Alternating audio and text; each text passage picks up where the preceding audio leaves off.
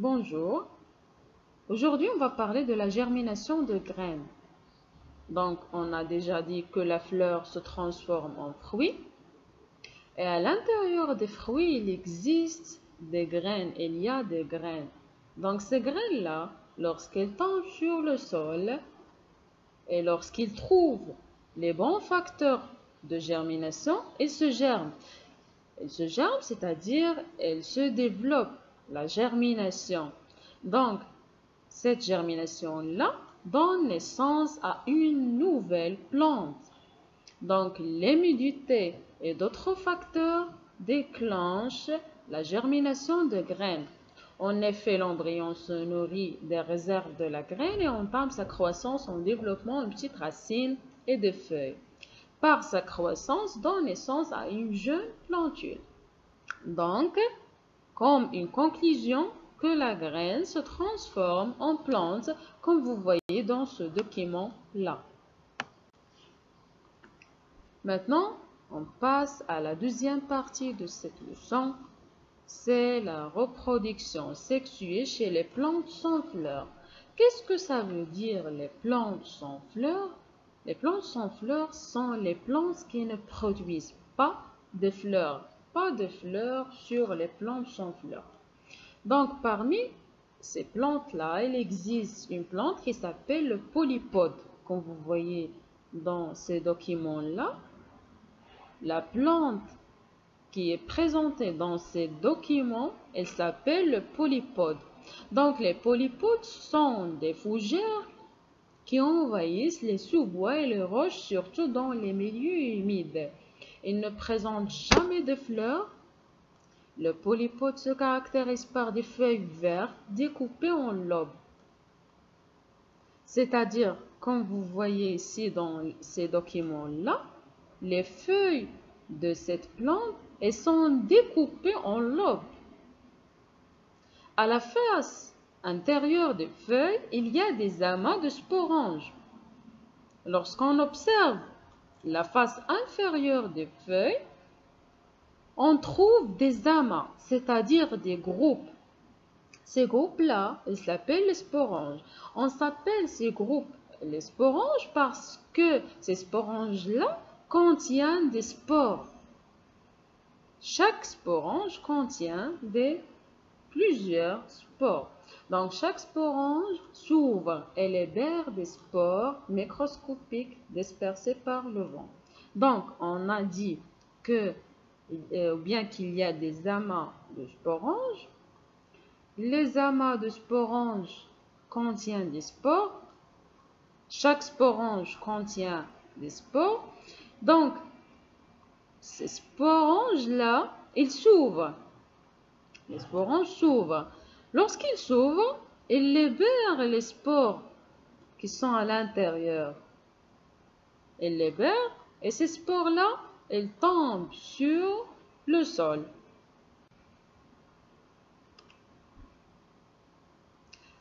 Donc, maintenant, les spores tombent sur le sol.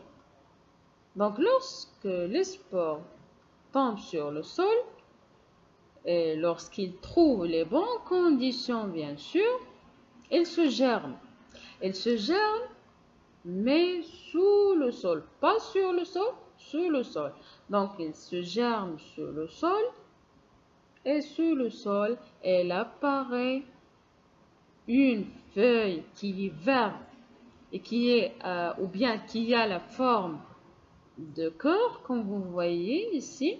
Cette feuille-là, elle a la forme de cœur. Donc, cette feuille, elle s'appelle le protale. Elle apparaît bien sûr sur le sol. Donc, les spores se germent sur le sol. Elle apparaît.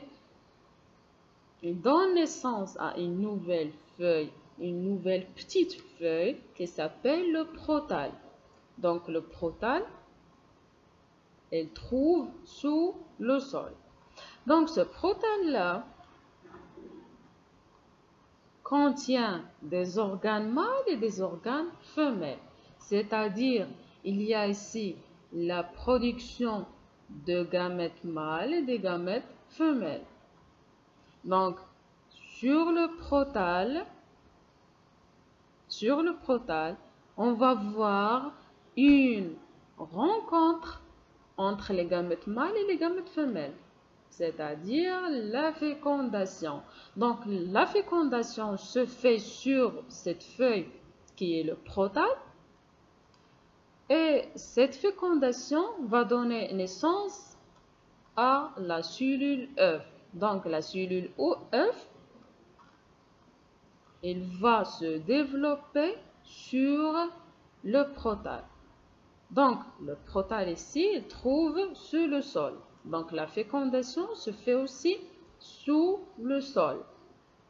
Et la cellule œuf s'apparaît sous le sol aussi. Et la cellule œuf, maintenant, elle se développe. Donc, elle se développe, c'est-à-dire elle se transforme en plante, en une nouvelle plante. Donc la plante, bien sûr, elle sort du sol et apparaît sur le sol. Donc, si les conditions de température et d'humidité sont favorables, chaque spore tombe sur le sol, germe et donne naissance à une petite lame verte, c'est le protal. Donc, le protal développe des organes reproducteurs mâles et femelles qui produisent respectivement les gamètes mâles et les gamètes femelles. Donc, lorsqu'il y a des précipitations, les gamètes mâles nagent dans l'eau pour rejoindre les gamètes femelles. La fécondation aboutit à la formation de la cellule œuf qui donne une nouvelle fougère se développe sur le protal. Donc, voilà le cycle de vie de polypode. Donc, sur le polypode, il y a des sporanges. Dans les sporanges, il y a des spores. Donc, les spores tombent sur le sol et lorsqu'ils trouvent les bonnes conditions, ils se germent, bien sûr, sur le sol. La germination des spores donne naissance au protal. Sur le protal, il y a des organes producteurs mâles et femelles, c'est-à-dire des gamètes mâles et femelles, c'est-à-dire la fécondation.